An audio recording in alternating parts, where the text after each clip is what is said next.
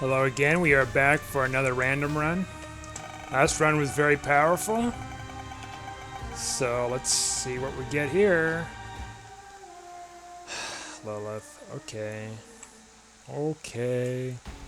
L44BXAS8. So. We'll take.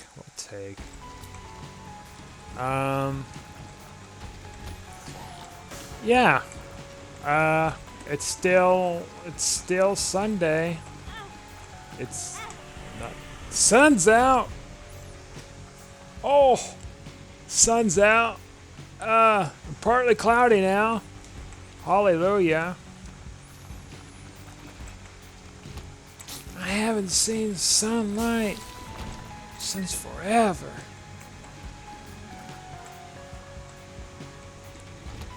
Of course, this room is just darker than dark. And we're in burning basement too. Like, this is advanced darkness here. There we go.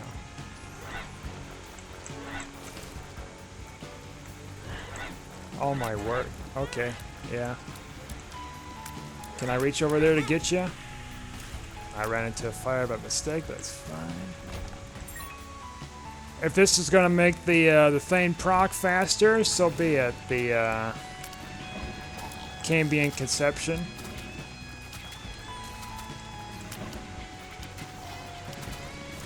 I was doing some disc defragging last week, and I kind of stopped it because it was just taking too long, and it wasn't that bad with what it was. And I fixed some of the fragging stuff, but I didn't leave it on there long enough to like get the whole drive. But I don't really have any problems with it. It's just optimizing little tweaks here and there for an old system. Where are you? I hear you hopping. There you are.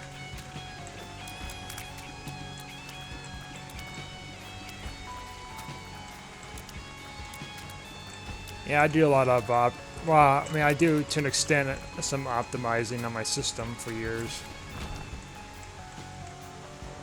Making sure things are check it out. Like, I've had problems with the display like happening years ago, and I think I fixed the issue. Either it was a motherboard thing or something else was going on. But I replaced some parts to it, let's just say. Nothing major. Well, motherboard, I guess, is major, technically. And then I had a hard drive issue one time. I'm like, uh-oh, I hope the hard drive didn't fail. Now, I found out later, it's actually a cable that... So you had a clip on it it's to clip it together with the port inside the computer to the motherboard. Wow, we died. Alright, maybe we shouldn't be doing that. Okay, let's try this again. Lost run, huh? Okay, alright, fine. Seed is 1RR0YQRM. It's kind of hard to see in that last run. As I was saying, the culprit was there's supposed to be a piece to it that would hold the drive together with the port and stuff, and that piece broke off. And luckily, it was just a cable. And so I replaced it, and yeah, it's working again. So that was nice. It must have been broken when I was moving it a while back, and resolved that.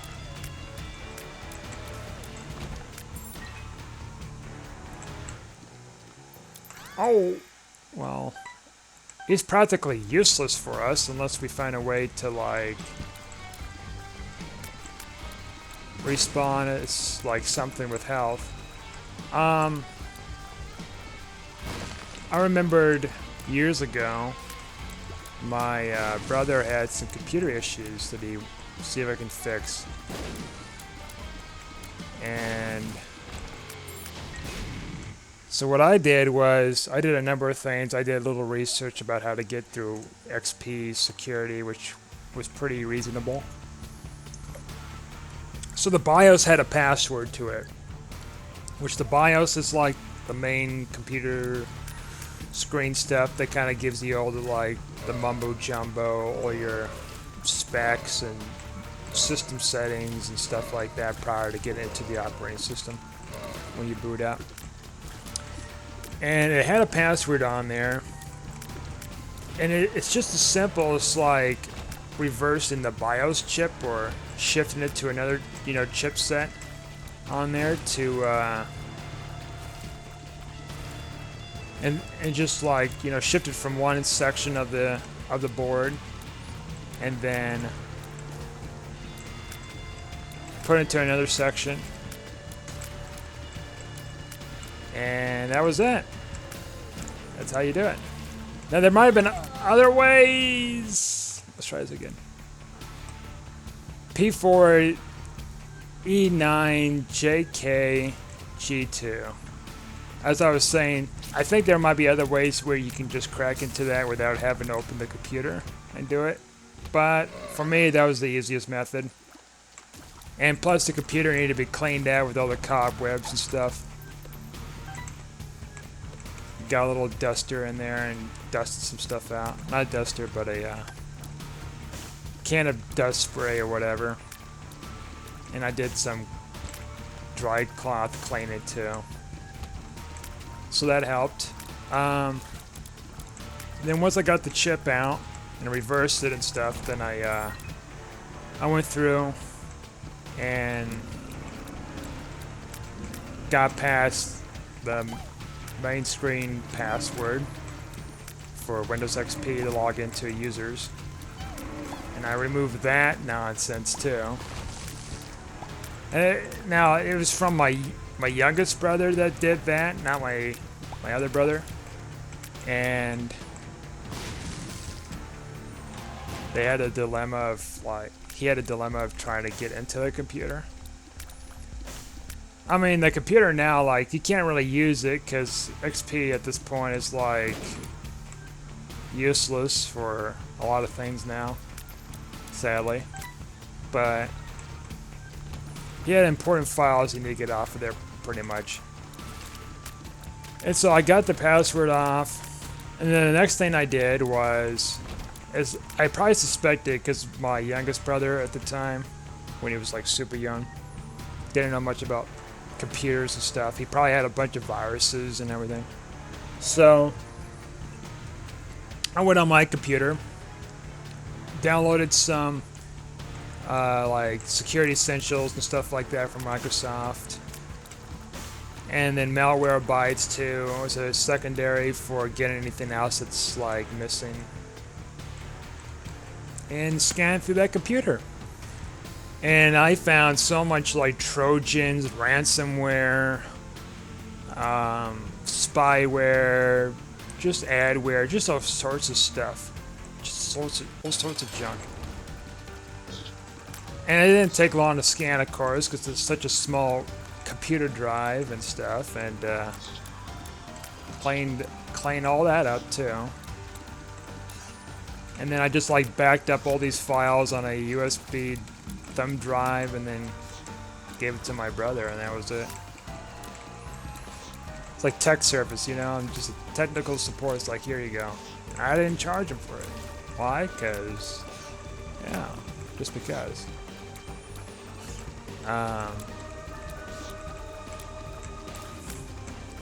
Then I think it was I don't know, it was years after or years before. It might have been years before.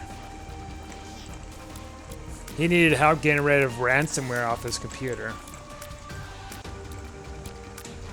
And so, because we were living pretty far away at that point, I had to do the tech support over the phone with him, how to get rid of the virus. So he gave me the name of the virus, I think, somehow. And then I went through different forums and websites, and I found solutions to how to get rid of it. I had to have them install specific, like, antivirus software that somehow recognizes it, or it can be used for emergency sake if you can't install the main stuff. And I had to go through this whole process with them for a while on the phone before he finally got rid of it. He had to do a lot of restarting, scanning in safe mode, finding the files in safe mode. Just a bunch of stuff.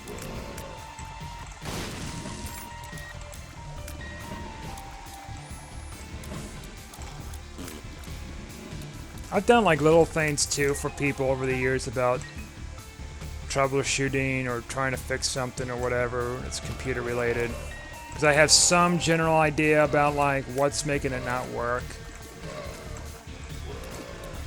I helped a teacher out one time that had monitor issues, and I think it had something to do with the cable not being put in there correctly, or like they got it on the wrong signal or something.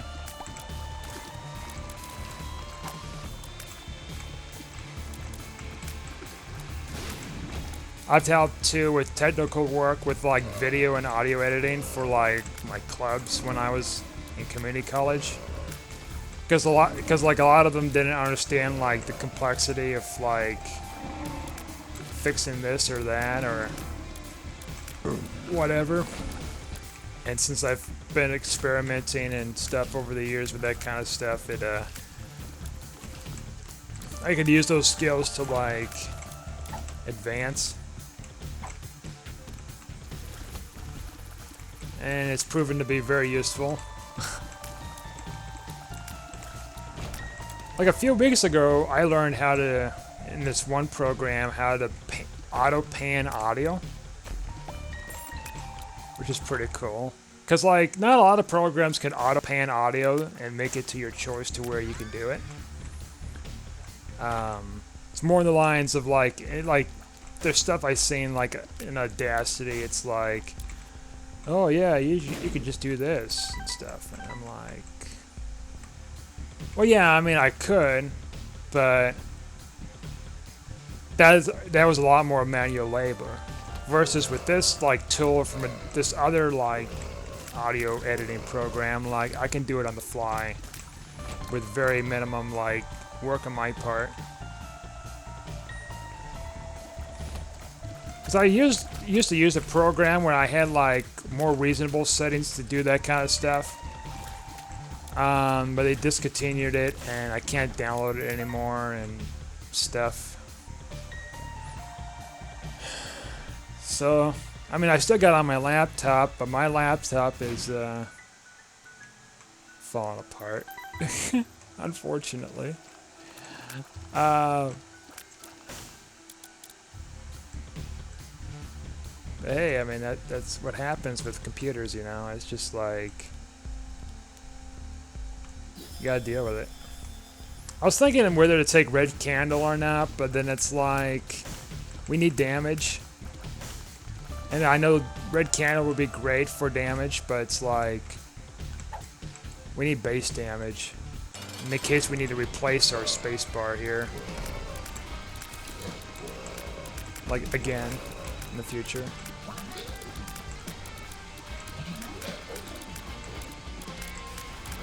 I mean, that's if Iran gets more powerful in the future, but so far it looks pretty good, pretty reasonable. Speed upgrade's actually kind of nice. Gish is just Gish, you know. At least we won't see him again. More than likely as the boss and the boss item. It's not a guarantee, but it's a better chance. And like I said, there he goes, spacebar item. So we'll take. Don't you shoot at me. We'll take these two items and just say goodbye to, let's see, I think it's a D6? No, D4, whatever. D6 is Isaac's dice, that's right.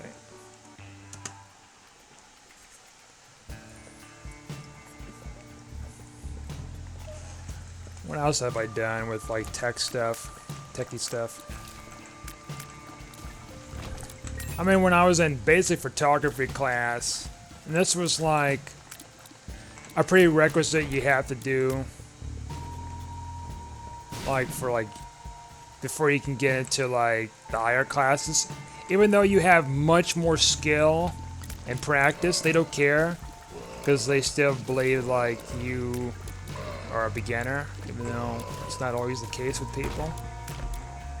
And I obviously aced the class, but then like I was helping some classmates with like setting up some, stuff, recommending about like what they should do with their work. Or not what they should do with their work in that general sense, but in the means of like how they can make the picture, look better and stuff. Because I've learned some techniques in that class though that I didn't really apply so much with the post-editing process.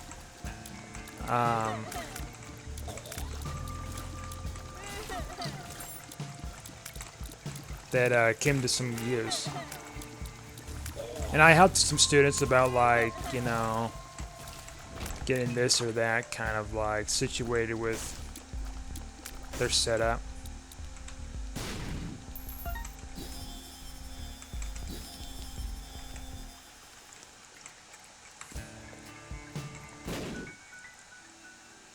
Oh, fantastic.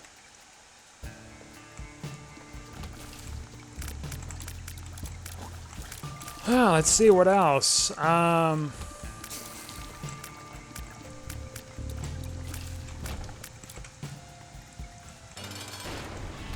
Like, I think there's something rewarding when you help others with stuff like that.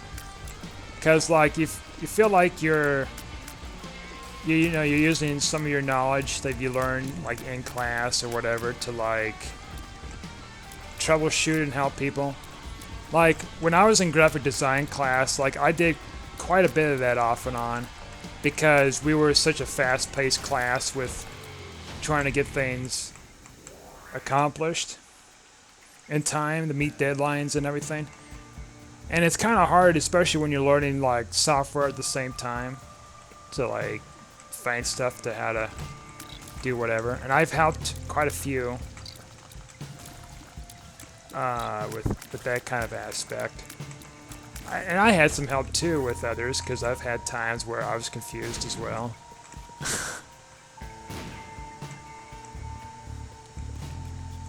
And some people it could be a struggle when it comes to like, not sure whether to ask for help or not for things. They might feel like, it might be a burdensome task to ask for help or do whatever.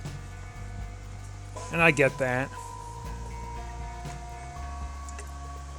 With my case, with my projects, like, if I have no clue, I'm going to have to ask. I'm not risking, like, winging it, Now, there is also a balance, too. It's like to do it yourself, learn how to do it yourself and whatever, and asking for help. Because if you do it all yourself, like, you're either very knowledgeable or you don't like asking for help and assistance, or whatever the case may be. And on the flip side, asking for help all the time, which is also like you'll be insecure of your own skills, partly or mostly, as well as like feeling like this class is just too difficult or whatever task it is that you're not even close to like used to. It's all about like, trying to wing it as best you can first, and if you can't do it, just get some help. And we can't do anything with that. I don't know. It's just it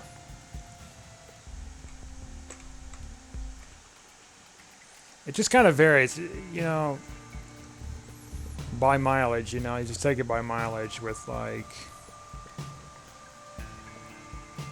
how you approach it.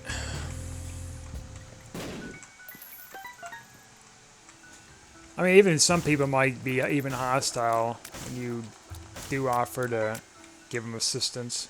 Then that's, another thing too.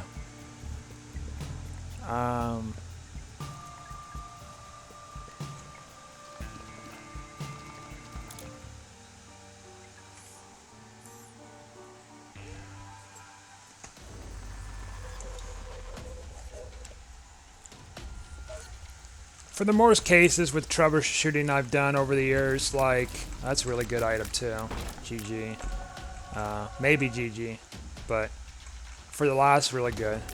For the most part for me with troubleshooting for people and helping them out, especially if they're asking for assistance, I haven't really received much like negativity from that. Because I think people are more open to like assistance than whatever. I mean, it depends on the person and stuff, of course.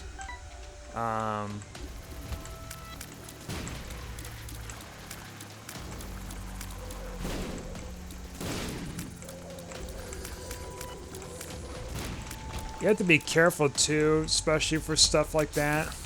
Like as much as you want to be generous with helping individuals, you got some folks who like exploit that, and then they kind of take advantage through you to waste your time and energy, resources, and etc. with doing stuff. I don't know.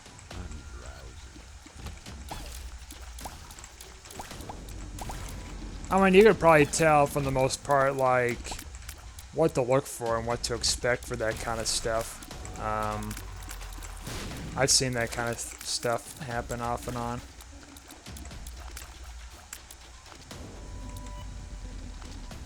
Or sometimes, I mean, there's rare, well, now I'm thinking about, like, negativity of helping people I received. I mean, there's one particular person, I mean, my sister. It's like the only person I really can think of, like, at the top of my head that fits that bill. And there's been times with my sister was like, you know, I help her, like, clean up her house and stuff like that. Or not her house, that's a lot. You know, certain rooms in our house, you know. And then the problem is, like, she goes, you know, she gets very appreciative with it, but like she doesn't like, you know, give you a pat on the back or tell you thank you or anything like that. None of that. She just kind of like just acknowledges that it's been cleaned, whatever, and then she'll, because of her kind of erratic behavior, she kind of like goes 0 to 100 and forgets everything that you did. It's more of a mentality thing with her, not necessarily like just, I mean, I don't know if she's truly grateful what I've done, but for her. And then I kind of recognize that too. Like, that's a form of exploitative like thing. It's like, they don't care what you did, as long as you just do it. You know, even if it was just out of the means of generosity and helpfulness. But, yeah, that's the thing. And then I learned to recognize that. I've been doing less and less for her, obviously, because, like, I mean, I do some things for her, but it's not that kind of scale of things anymore because of her nature. You learn to recognize that, because some people, unfortunately, can't. They, instead they, just kind of like go with the flow. The least resistance, unfortunately.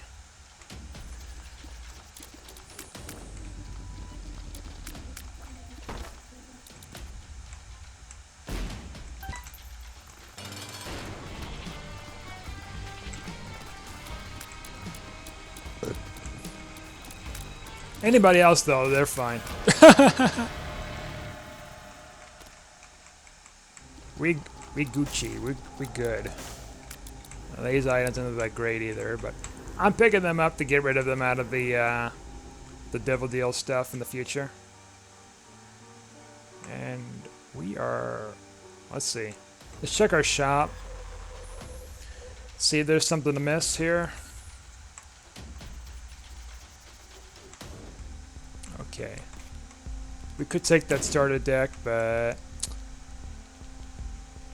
I I think we're good without having stopwatch, because at this point we have a pretty reasonable thing going on here for the most part. Coupon doesn't really cut it, so we just go.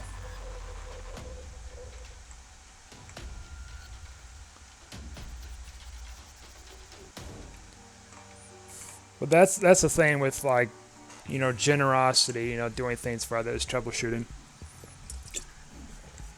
Kind of seeking a balance within yourself and another individual. And then learning to recognize whether this is just too much for you to, like, do for this person, or if they're actually taking it seriously, that they need some help. And they have some sort of a soul to, like, comprehend that you're doing this for them. In the sense of, like, you know, again, generosity, but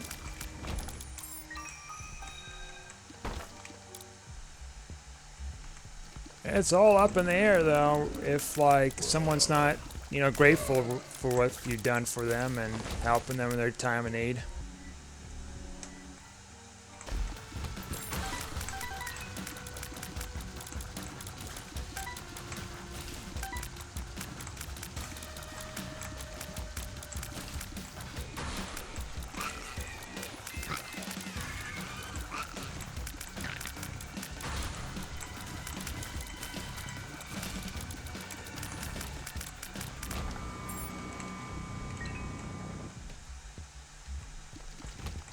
I mean, I don't know what else to say about troubleshooting. I tried to help my brother fix a car, and he was just, well, see, you know, again, it's like just with my siblings, a couple of them at least. They have short attention spans, and they are short-tempered and touchy, extremely touchy, and my brother's extremely touchy. Younger brother, and even with I ask him for assistance with, like, car stuff whenever, like, you know, at least try to help him out, you know, and he's doing all that hard work. Like, he just gets extremely touchy and combative. So I just leave him alone and, you know, do his thing. So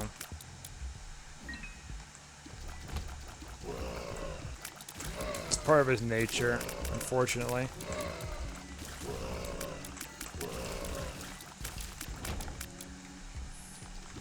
And I think it's also difficult too, especially trying to help someone. It's like you're trying to do something for someone and then they refuse it, even though you see clearly, like, they would need some assistance to some degree. But you could also probably misjudge it too, to where it's like, okay, maybe they actually don't need this, you know. But, you know, in the moment you thought maybe they did. So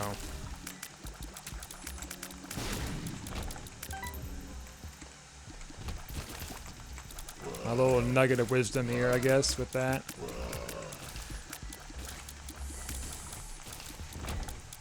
I technically did some more troubleshooting earlier, well, late of last year.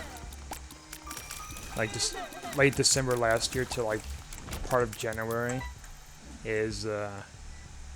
I helped, like, 8 people get, you know, their vehicle unstuck from, like, the snow, because we had a heavy snow for a couple of days. And yeah, it was I decided to get a shovel, because why not, for, like, shoveling my walk. But then it was, like, quickly ended up to where, like, I was not only utilizing that shovel for my sake, for my walk, but it was also, like, and I didn't even have to, like, shovel my walk, because I've had someone else that does it for maintenance, you know, stuff. But for me, it's like, it's not only a sense of, like, you know, getting that done early, it's also, like, you know, the benefits of exercising and also getting rid of all that snow and stuff early. because what happens is if it just sits there too long, then it's harder to kind of remove, and then it gets packed down with all the people stepping on it. And that just causes all sorts of issues too. And I just did it. Front and back walks. Not too unreasonable. But what I didn't intend to do, till I started noticing, as I was like bringing my shovel to different places and whatever, along the way home and stuff, people just getting stuck in the road and stuff, trying to park or trying to get into a parking lot that's covered in snow, that they're already stuck in the snow in the main lot.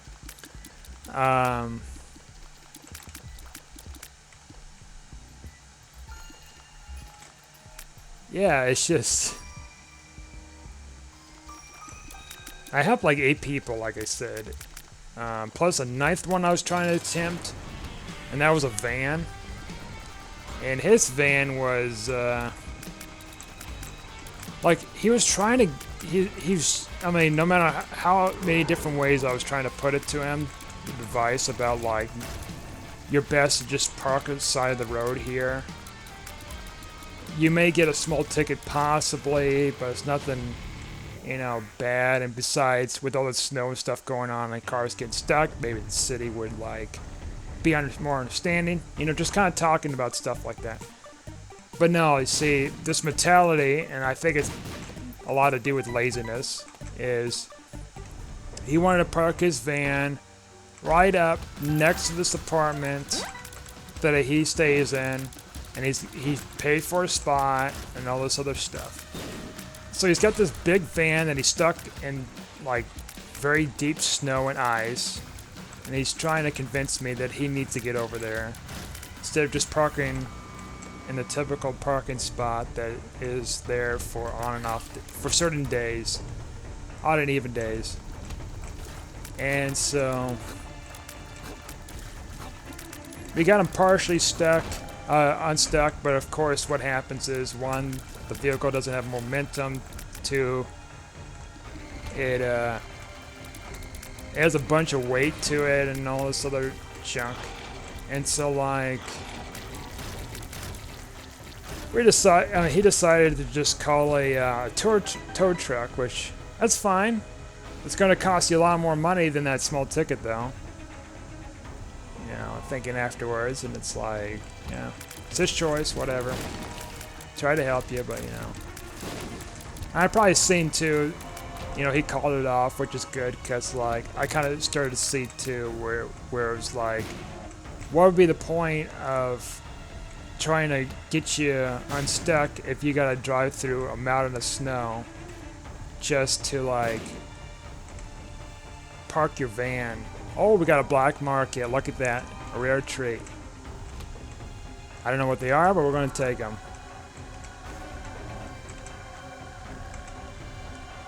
Mama Mega, huh? Well, we could theoretically do boss rush, but then that's like... Ooh. Is this my lucky day? Oh, it can't be. There's no such thing as luck. No, I'm kidding. That's a good haul, though. No cursed eye either. It's nice. But then, like, the other cars I've helped, other drivers I've helped with getting out in the snow, they were more appreciative. I mean, not to say that the guy I was helping wasn't appreciative. I was saying in the sense that I was actually was able to accomplish getting him out of the snow, as opposed to this other guy. And I had to convince these others too that were stuck. It's like, look, like, you're trying to get up into this alley just covered in snow and ice. You got a car. Some of them were even, we got Guppy again. Let's go. There's some cases the cars are just lowriders. They're like they're I don't know what you call them, spoilers or whatever. It's like this low-handed stuff, like on the bottom of the car to make it look nicer. I don't know. Well, it's picking up snow and stuff like that. A couple of them were, but we got the cars unstuck. And they assisted too, so they didn't just sit around with their hands in their pants or something. And there were a couple though that really wanted to just park in their spots, and I told them, like, you know, the situation about everything with how that's not going to really work, and you'd be lucky if it works. We might just fight this, why not? Oh boy, okay. Well, we got it. Soy milk, really?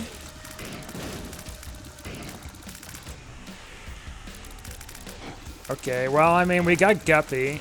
We got a reasonable amount of damage for soy milk, so it's gonna be a little bit more tedious.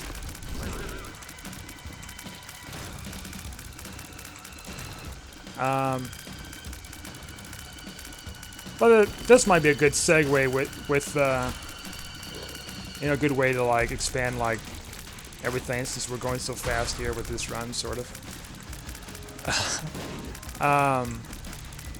As I was saying, so like I was helping them with that kind of stuff, gave them some advice, and some of them took it. Other ones, kind of questionable. I also told them too, is like there's also some parking downtown that has some parking garages, heated parking garages, which is probably more advantageous for you. More reasonably priced, of course.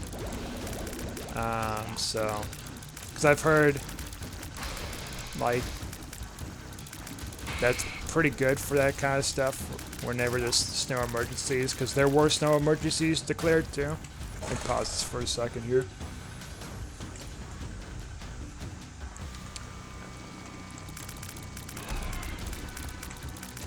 Now, did I have to, like, help him with that? Okay, we got out of there anyways.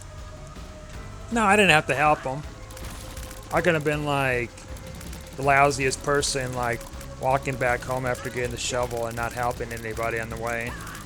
Part of the number of them that I got unstuck on the way, though.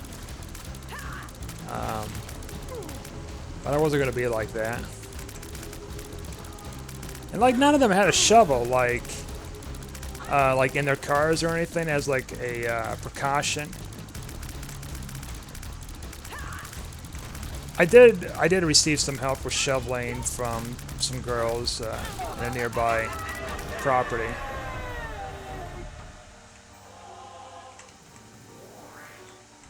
Which, I mean, it helped. Oh, actually, you know what? We got brimstone. Let's go.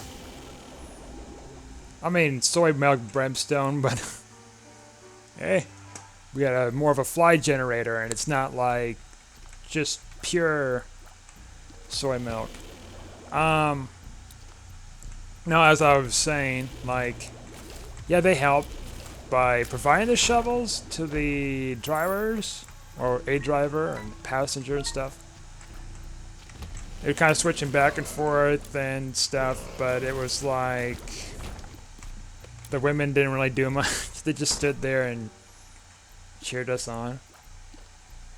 They wasn't the drivers. They were like people that was providing us shovel, an additional shovel for the, you know, one of the passengers or drivers or whatever to help dig up the car. And yeah.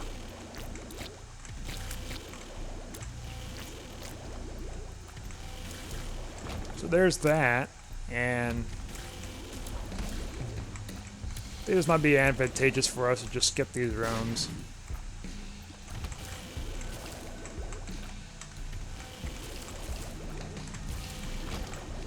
Just speed it up a little bit here. Yeah, this room's kind of whatever.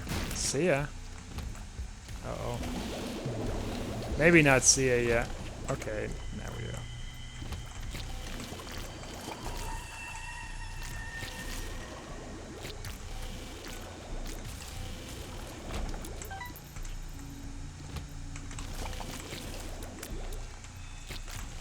I was like helping push cars too a bit. Had a cop help us with one car. He was helping the push too. I mean, that would have been pretty funny if I had to help a cop, like, get his car unstuck. Nah, he drove by, he was seeing what was happening, and he helped. So that was nice. That'd been pretty hilarious.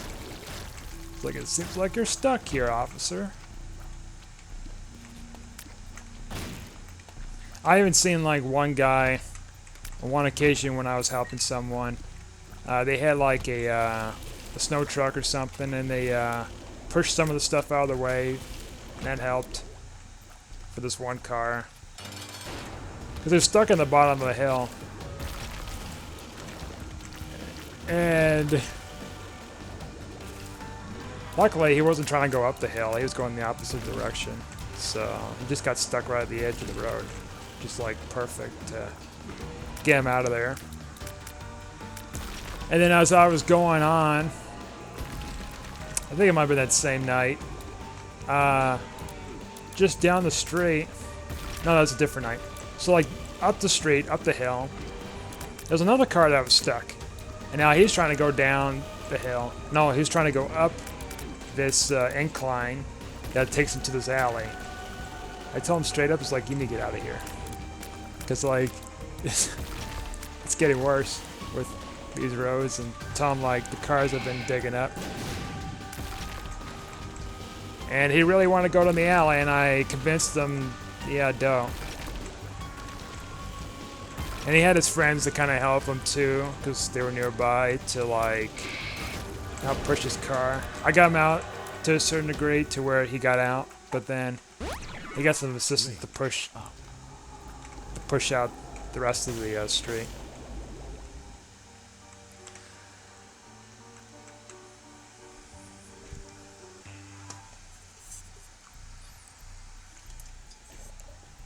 And there's this girl who I was helping with that helping get dug out of the snow.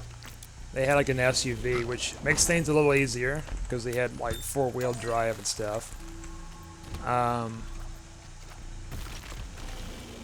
mean, another reason why I want a truck. And anyways, yeah, she was stuck, and I asked if she needs some assistance, like yes, and thank you, and all this stuff. And got her out. I think she was trying to get into the lot, which she was almost there anyways, so I was like, might as well help her. And then as I was going up the hill after helping her, like, there's another one that was stuck in this parking lot. Oh, see, okay, this one was the opposite. So this one was up the hill. There's an incline, so the hill's kind of slanted such a way to where like the car is like down on this slant, and so she was stuck, right? So I figured it's like, okay, maybe she's needs some help, and she's just trying to park the rest of her car. Nope. For some ungodly reason, she wanted to take her car out during this middle of this snow emergency with all this sticky, slick, you know, piles of snow and ice to whatever she wanted to do. I don't know what she wanted to do. And she explained that, you know, to me. She's trying to get out of this car. She didn't live there or whatever. And there's some cases that it was the case too with other cars to trying to get out of there too. And for some reason, they just didn't pay attention to snow emergencies. And they just like, oh, our car will be fine here. And snow starts piling up. And then when they want to get out, they're stuck. Oh, how could this happen to me? She probably would have been fine there, even though it was a private lot. Like, explain the situation with her dilemma with a car. It was just a tiny car, too, so, like, there was just no way. So she decided to call a tow truck or something. No, she did live there, that's right. Because I've seen that car there, too. like long after that happened. So she lives there. That's right. Mixing up with somebody else. Yeah, so in her case, like, forget it. Just stay indoors. You're not only risking, like, yourself, like, with this, like, thing going on, the storm, like, you're putting a burden over everybody. As cruel as that says, like, it's nothing emergency like. It's just, you're going out, just whatever. And people could be very clueless when it comes to, like, getting storms or really fully understanding or comprehending how really bad it is to, like, drive a cheap car that can't even, like, get through that stuff so easily. Like, come on. Oh, there are people out there that clueless. Like, they think they are invincible, and they're not. I figured that was going to happen. We got hit early on. Alright. So hopefully we don't get hit early on here. Our brimstone flies help, though. It's getting a little touchy here because of soy milk, but...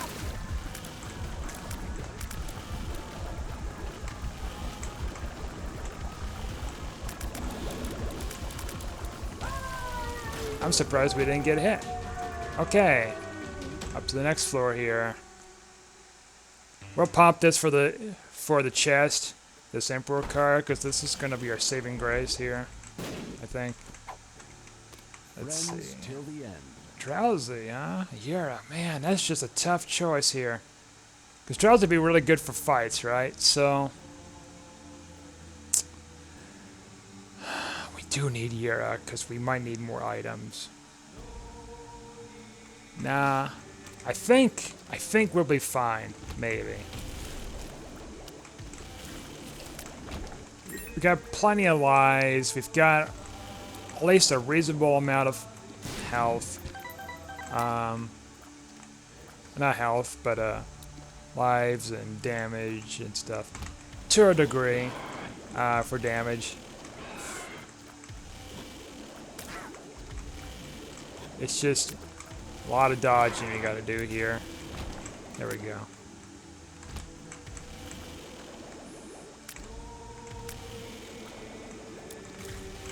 But yeah, like, I didn't think, like, there were people out there, like, even if the evidence is right in their face with seeing the lot in front of them, that it's covered in sludge. Like, this is not going to work. Look at your vehicle. Yeah, it can go fast, but, like, there's a lot of science behind backing that your car cannot do this. Don't do it. Especially vans. Like, I didn't get the van thing. It's like, what are you trying to imply with convincing me that you can do this?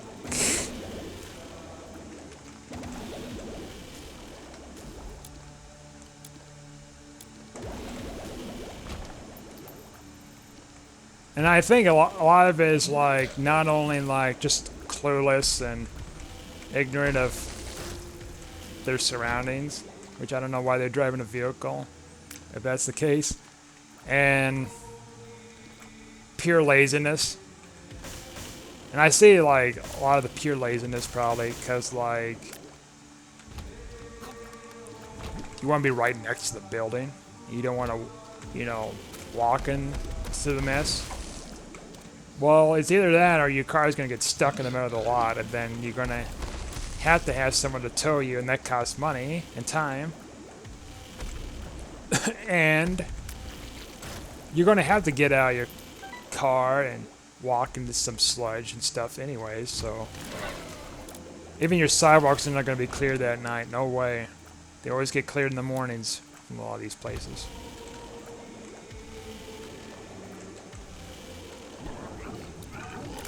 So, good luck.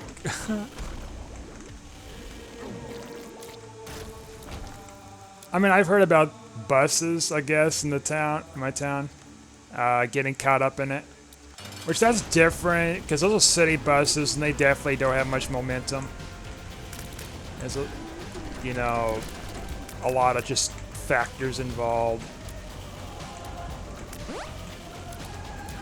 with all that stuff.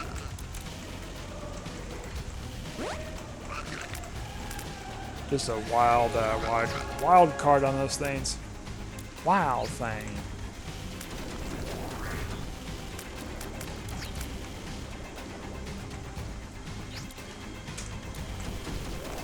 Oh, you know what? I haven't been popping this thing much. There we go. Yeah, buses get caught up in it and stuff like that. I even heard of someone walking, like, to another town, which was, like, a few miles, and I'm like... told them, I was like, you're better off, like, finding a different way to get back, because... I mean, I'm not saying it's not impossible, it's just gonna be tougher for you in the long run here. Now, as much as I want to use...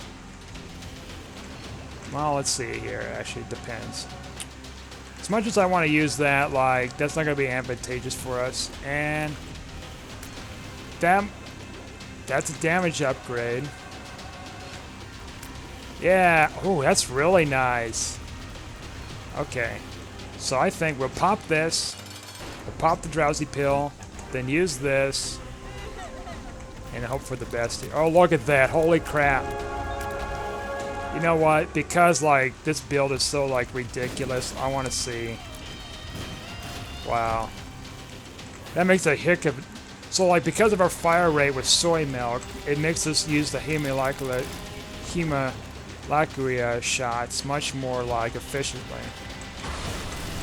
So we are just, like, blasting these things. And plus we have a slight damage upgrade from it. And it's just a bunch of brimstone beams, like...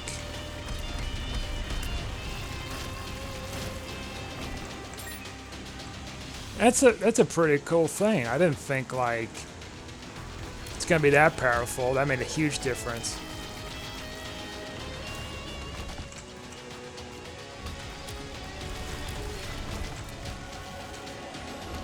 So yeah, that's my philosophy, I guess, with troubleshooting and helping others, especially with car stuff. Like, some people will take the advice, some people will just, like, you know, ignore it or be hostile to it. But in the end, you're doing it for whatever cause you're trying to do it for, whether good or evil. In the eyes of anybody else perceiving it. Look at this. It just... see, even Han can't even figure out what's going on here. It's just shaking over the place like a leaf.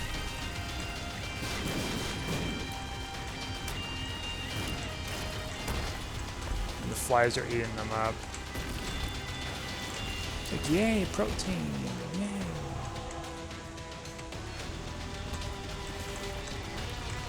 Well, this is a very interesting run indeed, though.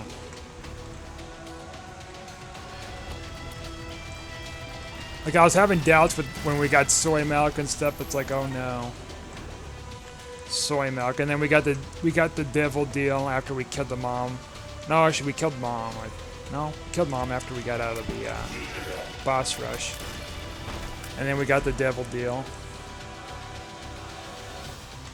And that brimstone, I think, was honestly, like, so helpful with this run, because there was just... I don't even know how the synergy would have been if we didn't have brimstone. It probably would have been pretty bad.